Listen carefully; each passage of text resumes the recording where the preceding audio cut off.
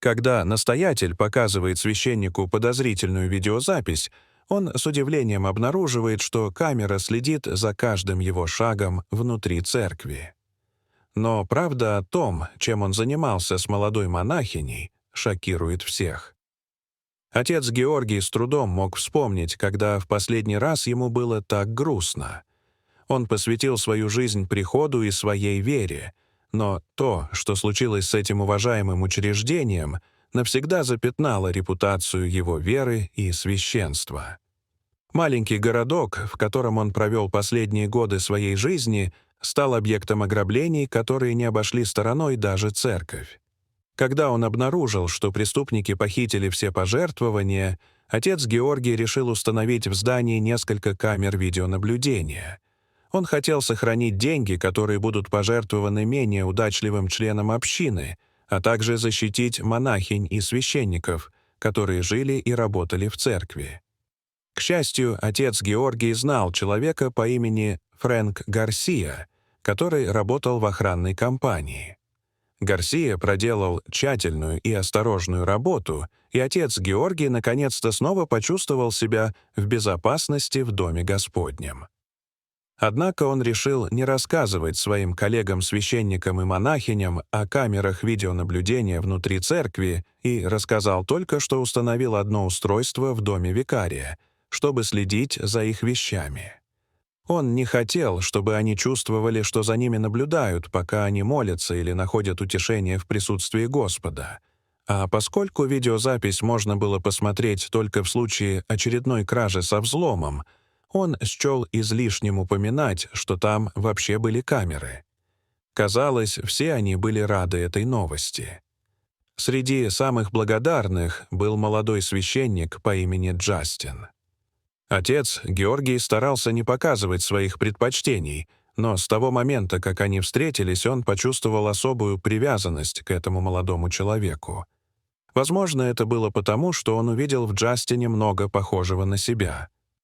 Его сочетание вечного оптимизма с неукротимым духом дикаря было непростой задачей для создания образа священника, но он видел, что мальчик горит желанием учиться и служить обществу, и, возможно, однажды у него это получится. Отец Георгий проработал в этом приходе всю свою жизнь и поклялся оставаться там служителем до самой своей смерти, но силы его были на исходе, и он понимал, что должен подготовить кого-то, кто займет его место. Община нуждалась в обновлении, и даже старый священник понимал, что молодому поколению нужен новый подход к вере. В связи с сокращением числа людей, посещающих службы, борьба между жизнью в вере и мирскими удовольствиями никогда не была такой реальной, как в настоящее время. И прямо сейчас Джастин казался идеальным кандидатом на его место, чтобы бросить вызов, в котором нуждалась их паства. Приезд Джастина совпал с прибытием группы новых монахинь. Среди них была красивая девушка по имени Лиза. Отец Георгий почувствовал сильное желание защитить эту девушку еще до того, как узнал о ее истории. Лизе потребовалось немало времени, чтобы завоевать доверие, но, в конце концов, она доверилась ему. За яркими глазами и застенчивой улыбкой скрывалась девушка, выросшая в семье, где царило насилие. Ее отец был суровым человеком, который очень мало понимал о той роли, которую он должен был играть как в своем браке, так и в жизни своих детей. Атмосфера дома характеризовалась гневом, направленным на любого человека, оказавшегося у него на пути. Мать Лизы принимала на себя основной удар его гнева до того дня, пока не собрала чемодан и просто не растворилась в воздухе. После смерти матери Лиза стала объектом гнева и неодобрения своего отца. Хотя она и считалась беззаботной девочкой, ей приходилось вести домашнее хозяйство и присматривать за младшими братьями и сестрами. Но потом в ее дверь постучалась группа социальных работников и передала ее и ее братьев и сестер в приемную семью. Учитывая существенную разницу в возрасте между ними, она в конечном итоге покинула эту семью. Она была совсем одна, и некому было ее защитить или направить. Лиза стала бы классическим примером бунтующего подростка, если бы не своевременное вмешательство школьной учительницы по имени Сандра. Эта женщина взяла ее под свое крыло и пригласила в церковь. Хотя ее приемная семья делала все возможное, чтобы удовлетворить физические потребности девочки, у них не было возможности справиться с ее эмоциональным миром и разбитым сердцем. Мисс Сандра, с другой стороны, стала надежным убежищем от мировых бурь. Сандра никогда не была замужем и была предана своей вере. Именно ее любовь к церкви и богослужебной музыке послужила толчком к решению Лизы стать монахиней. Она очень мало доверяла мужчинам, но каким-то образом ей удалось наладить отношения со своим Создателем. Отец Георгий был первым мужчиной, в котором Лиза нашла что-то вроде отца. Поскольку этот мудрый прихожанин сыграл ключевую роль в жизни Джастина и Лизы, было неизбежно, что эти два молодых человека начнут проводить время в обществе друг друга. К счастью, отец Георгий мог внимательно следить за молодыми людьми и направлять их в нужном направлении. Возможно, именно тот факт, что отец Георгий был слишком близок к ситуации, заставил его закрыть глаза на правду. Возможно, именно глубокая любовь к двум молодым людям заставила его не обращать внимания на знаки. Какой бы ни была причина, для него все равно стало огромным потрясением, когда он столкнулся с правдой, с которой, как он, скорее всего, надеялся, ему никогда не придется столкнуться. Охранная компания, которая отслеживала записи с камер видеонаблюдения на территории церкви, принадлежала Фрэнку. Фрэнк и отец Георгий были старыми друзьями, и у проповедника было очень мало людей, с которыми он мог бы общаться так безоговорочно. Когда Фрэнк позвонил отцу Георгию в то роковое утро, в его голосе явно слышалось страдание. Ему нужно было срочно встретиться с уважаемым прихожанином, но он попросил, чтобы они встретились в офисе охранной компании, чтобы вместе посмотреть кое-что из отснятого материала. Отец Георгий был удивлен. В последнее время краж со взломом не было, и все казалось в порядке, но Фрэнк настаивал на том, что то, что он увидел на видеозаписи с камер наблюдения в церкви, вызывает беспокойство и может нанести серьезный ущерб вере и прихожанам. Со страхом и тяжелым сердцем отец Георгий проделал долгий путь до города. Фрэнк попросил своего дорогого друга сесть и закрыть дверь его кабинета. Он даже опустил жалюзи, чтобы убедиться, что разговор, который им предстоял, был полностью конфиденциальным. Там, в безопасности своего кабинета, Фрэнк предупредил отца Георгия, что то, чему он станет свидетелем, скорее всего, оставит его опустошенным и растерянным. Фрэнк тщательно собрал единое видео, содержащее фрагменты движения в церкви в течение примерно 2 месяцев. Хотя всегда существовала очень малая вероятность того, что видеозапись будет неправильно истолкована, вряд ли можно было сомневаться в том, что происходило в церкви, когда священник не смотрел на это. Больше всего настораживало то, что отец Георгий не имел ни малейшего представления о ситуации.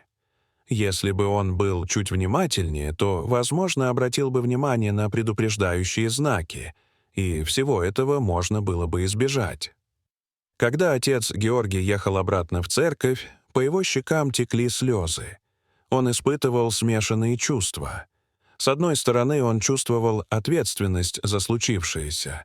С другой стороны, он чувствовал себя обманутым и взбешенным. Но было и странное чувство облегчения, которое он с трудом мог объяснить.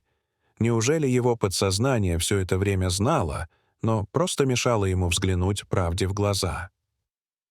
Когда отец Георгий въехал на церковный двор, Джастин стоял у ворот и приветственно махал ему рукой.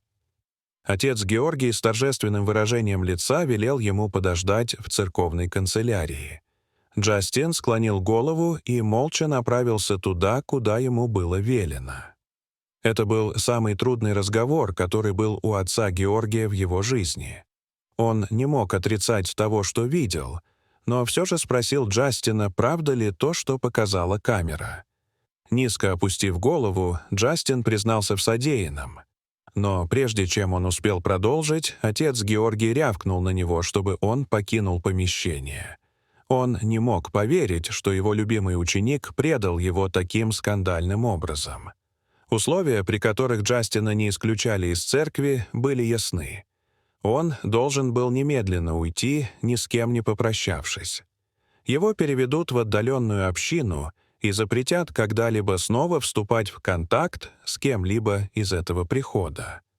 У Джастина не было иного выбора, кроме как принять условия. Он был убит горем, потеряв своего наставника и отца, но он знал, что совершил ошибку, и был готов заплатить эту цену. Джастин собрал свои вещи и забронировал гостиницу в городе, чтобы переночевать. Отец Георгий был опустошен, но сейчас было не время думать о том, что он чувствует.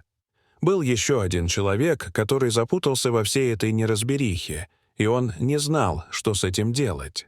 После долгих размышлений он решил поговорить с сестрой Агнес. Она отвечала за монахинь в приходе и лучше него знала, что делать. Разговор с сестрой Агнес был трудным, но отец Георгий предоставил монахиням самим разобраться в ситуации. Когда Лиза проснулась на следующее утро, ее вызвали в кабинет сестры Агнес и попросили объяснить, почему они с Джастином несколько раз в неделю тайком покидали церковь посреди ночи, вместо того, чтобы молиться, как им полагалось. Также их видели вместе входящими в ее спальню. Сестра Агнес объяснила, что Джастина отправили далеко, и она раздумывала, не поступить ли ей так же. Но сначала она хотела узнать правду. Лиза чуть не упала в обморок, когда услышала, что Джастин уехал. Она разрыдалась, когда поняла, что он принял на себя всю тяжесть наказания, чтобы сохранить их маленькую тайну, и умоляла сестру Агнес передумать. И когда она, наконец, рассказала монахине всю правду, сестра Агнес не смогла удержаться от смеха.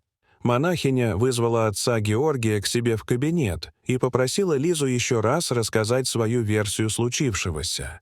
Когда отец Георгий понял, что жестоко ошибся, он вскочил в машину и помчался в отель, где остановился Джастин. Бедный священник не заслужил ни малейшей доли того наказания, которому его подвергли. То, что рассказала Лиза, не соответствовало его подозрениям.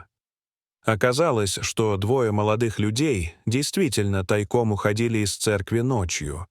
Но чтобы посмотреть выступление живых музыкантов в местном баре в городе. Они играли музыку в стиле хэви-метал, и Лиза каким-то образом увлеклась этим жанром настолько, что перестала молиться по ночам. Образование, которое она получила, убедило ее в том, что она грешит, просто слушая музыку. Она доверилась Джастину, и он доказал ей, что то, что она делает, совершенно безобидно, отправившись с ней в бар. А после таких ночных прогулок они запирались в комнате Лизы, чтобы еще немного послушать музыку, не подозревая о камерах, следящих за каждым их движением. Джастин знал, что такое поведение не заслуживает наказания, но все равно предпочитал хранить молчание своего друга. Лизу уже предал важный мужчина в ее жизни, и он не хотел быть вторым. Отец Георгий принес ему свои искренние извинения. Мальчик был милым и заботливым, и именно таким человеком, которого он хотел бы однажды видеть во главе своего прихода. Какое-то время они будут работать над тем, чтобы отличать греховное поведение от слегка необычных увлечений.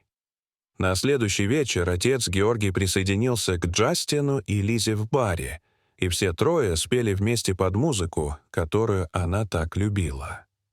Дорогие зрители, правильно ли поступил отец Георгий? Как вы думаете? Расскажите, пожалуйста, в комментариях. А если вам понравилось это видео, то ставьте лайк и подписывайтесь на наш канал. До свидания.